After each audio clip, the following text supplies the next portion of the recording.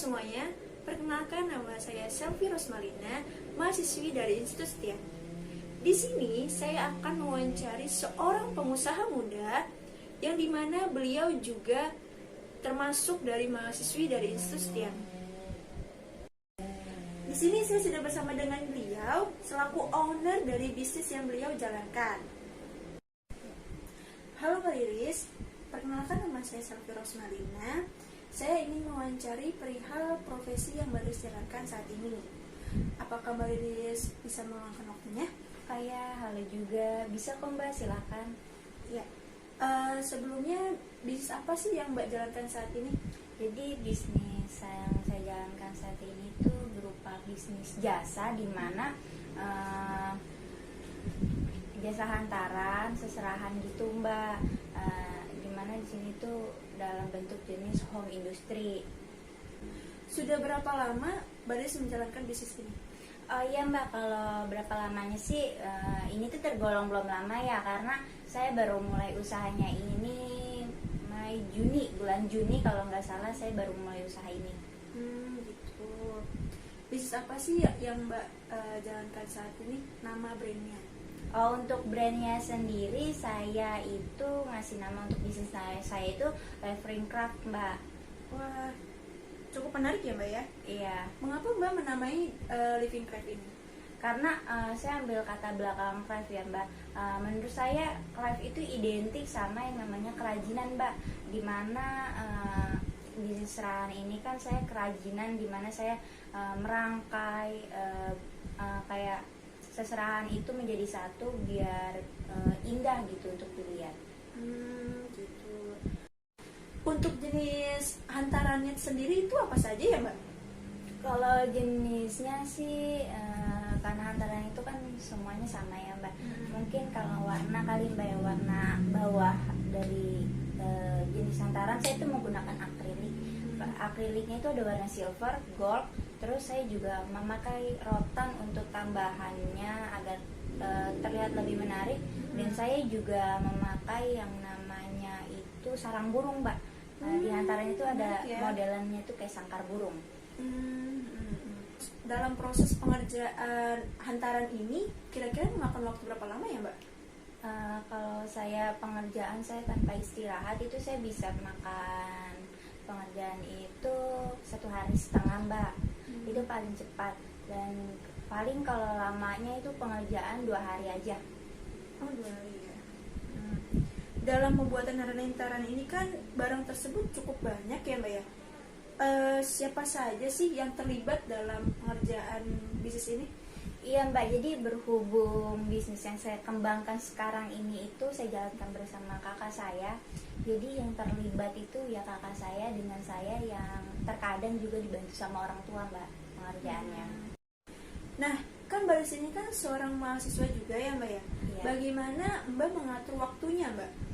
Kalau ngomong-ngomong tentang mengatur waktu Mbak, sekarang itu kan masih pandemi, dimana kuliah juga masih online kan. Mbak sendiri juga mahasiswa dari institusi kami juga kan Mbak. Yeah.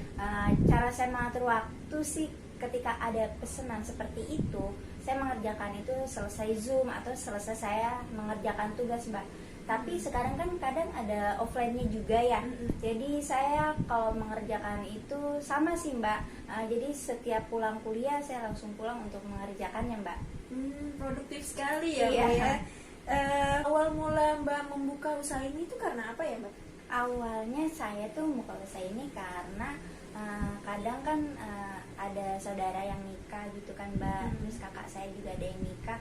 Di situ saya membantu dalam proses pengerjaan seserahan atau hantaran Mbak. Jadi saya juga ngeliat kok ada beberapa orang yang membuka bisnis jasa hantaran gitu Mbak. Jadi saya menurut saya kenapa skill saya ini nggak saya kembangkan saja ke dalam sebuah bisnis gitu Mbak.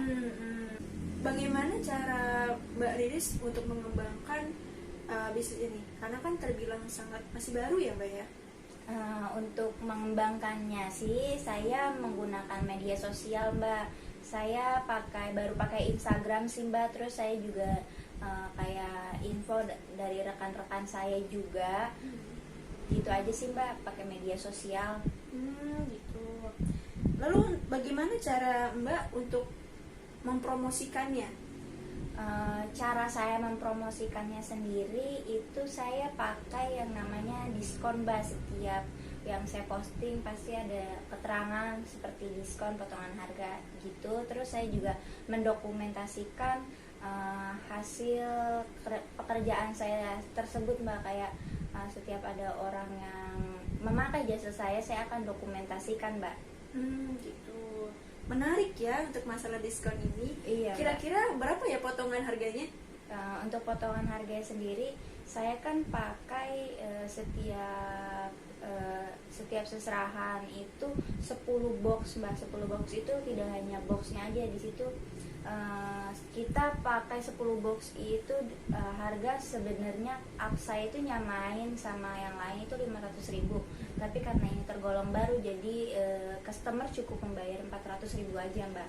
Wah, sangat banyak ya untuk potongan harganya. Menarik. Seperti apa sih Mbak tingkat kesulitan yang Mbak jalankan saat ini? Untuk tingkat kesulitannya sendiri ya 50-50 sih Mbak. Nggak sulit, nggak gampang juga. Mungkin kalau tingkat kesulitannya itu bagaimana cara saya agar seserahan itu kokoh Mbak, jadi tidak gampang jatuh. Lalu bagaimana cara saya merangkai seserahan itu agar bagus gitu Mbak, jadi nggak biasa aja. Gitu. Nah, untuk bisa memakai jasa Mbak nih, membuat hantaran ini sistemnya bagaimana ya Mbak? Untuk bisa menikmati jasa hantaran di saya, itu customer bisa konfirmasi ke saya 1 bulan sebelum hari H-nya Mbak, paling lambat. Bisa juga kalau misalnya dadakan, customer itu bisa hubungin saya hamin 1 minggu Mbak. Gitu. Dalam menjalankan bisnis ini kan pastinya sangat capek ya Mbak ya. Nah, bagaimana cara Mbak Riris untuk tetap semangat menjalankan bisnis ini? Kalau ngomong-ngomong soal itu nih Mbak, kayaknya ini terbilang lucu untuk sedemikian orang. Karena yang buat saya semangat itu saya kan punya beberapa hewan peliharaan, dimana hewan peliharaan itu kan namanya butuh makan seperti kita juga butuh perawatan Mbak. Nah, kalau saya nggak menjalankan bisnis ini dengan benar, hewan-hewan peliharaan saya itu saya beri makan dari mana gitu Mbak. Iya. Itu hewan apa ya Mbak ya? Iya, itu saya melihara kucing Mbak. Iya. Jadi kan jadi hewan ini yang bikin saya semangat untuk menjalankan bisnis saya gitu, untuk menghasilkan pundi-pundi uang. Wow, keren juga ya Mbak ya. Nah, untuk jangkauan customer ini itu dari mana aja ya Mbak ya? Untuk jangkauannya sendiri, kalau Mbak bisa buka media sosial kita yaitu Levering Craft, jangkauannya itu daerah Tambelang Mbak, Karawang, terus Cikarang, terus ada juga Jakarta Mbak untuk jangkauannya. Gitu ya, oke. Ya, mungkin perbincangan ini cukup sampai di sini Mbak.